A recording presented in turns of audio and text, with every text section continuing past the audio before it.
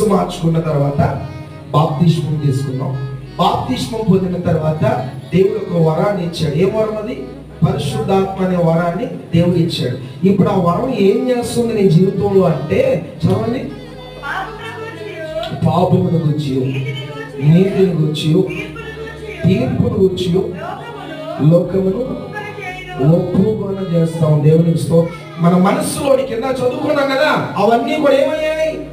నీవు మారు మనస్సు పొంది బాప్తిస్మం పొందడం వల్ల అవన్నీ కూడా నీలో నుంచి బయటికి వెళ్ళిపోయాయి.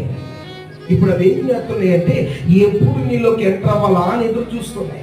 అయితే వాక్యం చెప్తున్నట్లుగా పరిశుద్ధాత్మ దేవుడు ఏం చేస్తాడంటే, ఇది తప్పు, ఇది చేయకూడదు, అక్కడికి వెళ్ళకూడదు, ఇది సరికాదని దేవుడు పరిశుద్ధాత్మ దేవుడైన వరం ఎందుకో తెలుసా? ఆ వరము మనకి ఏం చేస్తుందంటే, ప్రతి క్షణము కూడా నీ మనస్సు చెరపబడకుండా కాపాడుతుంది. దేవునికి స్తోత్రం.